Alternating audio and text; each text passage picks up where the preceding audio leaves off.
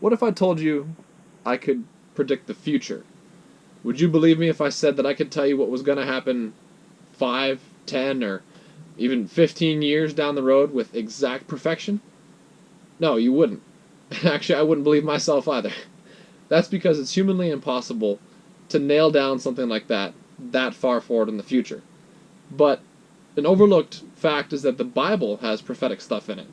And if you take a closer look, you'll see that it's actually really mind-blowing. J. Barton Payne's Encyclopedia of Biblical Prophecy counts a total of 1,817 prophecies in the Bible. That's 27% of the pages contain some form of prophecy. And we're going to study all of them. Just kidding. Let's go over a select few, some of the more impressive ones, shall we? Isaiah chapters 44 and 45 mention a person by the name of King Cyrus, and they mention him by name. It was prophesied that he would allow the Israelites to return home from exile, and we know that this actually took place. Now the crazy thing here is that the book of Isaiah was written somewhere between 740 and 680 BC, and Cyrus wasn't even born until 600 BC. That's roughly 150 years before he was even around.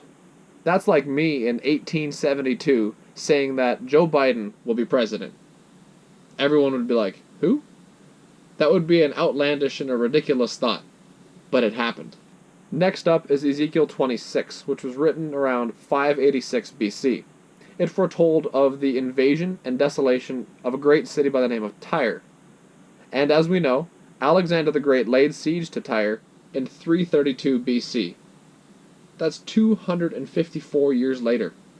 We also got Micah chapter 3 verse 12, written somewhere between 735 and 700 BC. It talks about the destruction of the temple and the holy city of Jerusalem. And in 70 AD, the Romans did just that. That's 790 years between the two. The insane preciseness of these passages are irrefutable. Now, since the entire focus of the Bible centers on Jesus, you'd think there'd be a few messianic prophecies too, right? Well, you'd be correct. There's somewhere around 350, give or take, prophecies about the life and ministry of Jesus. Let's check a few out. The general consensus is that Jesus was alive somewhere between 4 BC and 30 AD, just for a reference. There's the prophecy about Jesus being born in Bethlehem. Micah 5:2 prophesies about that, and Matthew chapter 2 verse 1 fulfills that. There's the prophecy about the virgin birth in Isaiah 7:14.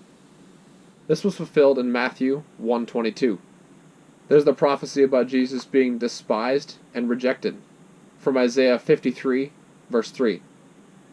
This was fulfilled in John chapter 1 verses 10 through 11. There's the prophecy about Jesus riding into the city on a donkey.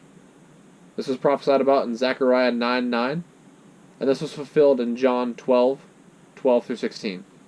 There's the prophecy about Jesus being silent before trial from Isaiah 53:7, and this was fulfilled in Mark 15:5. There's the prophecy about his garments being divided. This was talked about in Psalm 22:18, and this was fulfilled in John 19 verses 23 to 24. There's the prophecy about Jesus being pierced from Zechariah 12:10. This was fulfilled in John chapter 19 verse 37. There's a prophecy about Jesus' bones not being broken from Psalm 34:20. This was fulfilled in John chapter 19 verses 32 to 36. There's the prophecy about Jesus from Isaiah 53 verse 9 being buried in a rich tomb. This was fulfilled in Matthew 27:57. And finally, there's the prophecy about Jesus being raised. This is from Psalm 16:10, and this was fulfilled in Matthew 28:6. The probability of one man fulfilling all of these outcomes down to the detail cannot be ignored. If you are a believer already, then take this time to praise God for how awesome He is in allowing us to be able to see this tangible display. And if you aren't a believer, I would invite you into this question. Why is that when the proof is so clear?